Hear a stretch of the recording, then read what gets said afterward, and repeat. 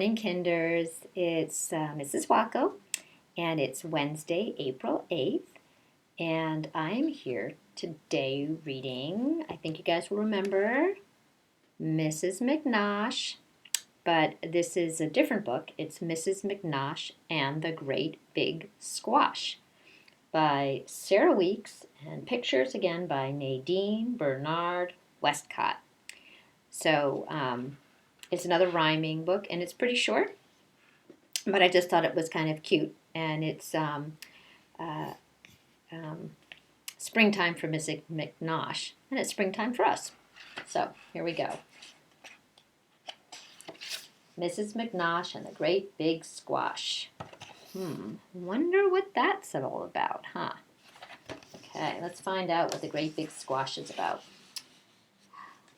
The first day of spring, Mrs. Nellie McNosh went out to her garden and planted a squash.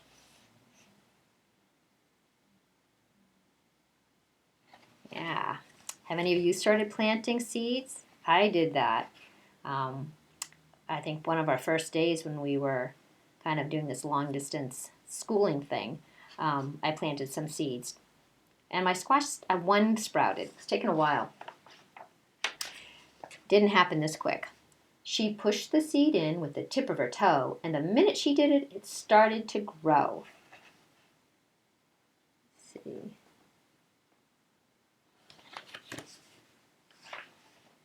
At first it was round and as big as a head. In fact, it looked just like the paper boy, Fred.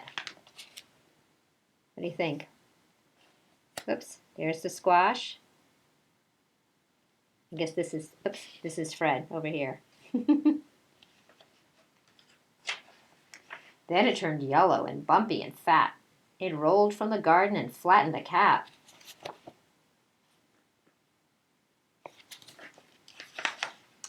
It knocked over trash cans and ran over toes. It twisted the sprinkler and plugged up the hose.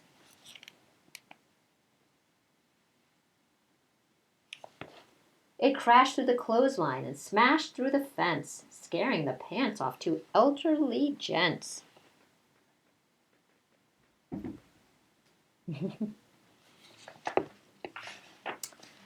Poor Nellie was worried. She said, "Oh my gosh, there's got to be some way to slow down this squash." She slapped it and scolded it, pinched it and kicked it, and then she took hold of its stem and she picked it. Look at this monster of a squash. Scaring everybody. I wonder if my squash will grow that big. Probably not, since it didn't grow as fast. Now what do I do, wondered Mrs. McNosh. I've got to find something to do with this squash. There isn't a place in the world it will fit. It's as big as a house. Wait, said Nellie. That's it.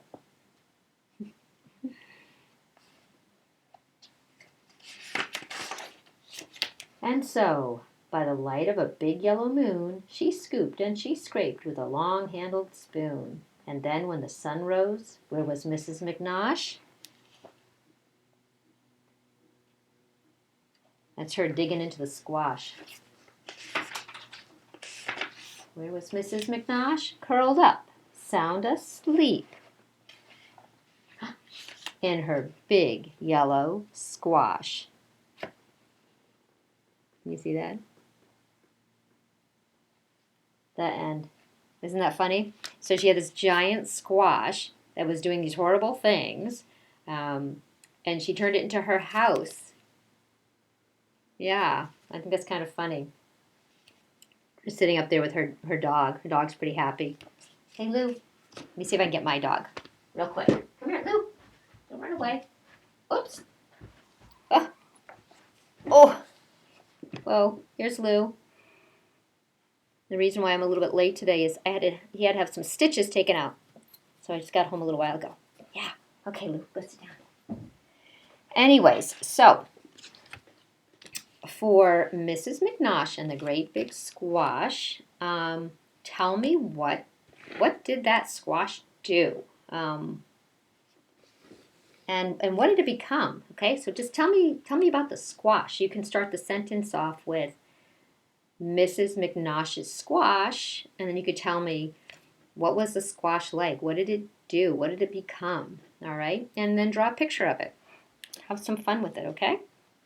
And then the other thing I wanted to, since we're going on Easter break, I thought was really cute is I found this book. I'm not going to read it, but I'm going to show you some pictures. And it's about how you can make fairy houses outside. Look at this. And that's so cool. You just, my kids used to do this too. Is in your yard, by a tree. You just use all the things you find in nature and make these little houses for fairies, you know? Like, here's some. I thought were pretty cool. I'll give you some ideas. Okay.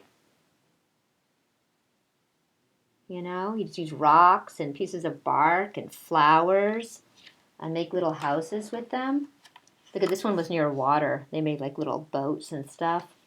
Let's see. Oh, it was on the beach, but you guys aren't on the beach. Let's see. If I find some that are. Oh, here's some more. In a meadow. Yeah, they're pretty cool. So anyways, just some ideas to having some fun outside. Look at these.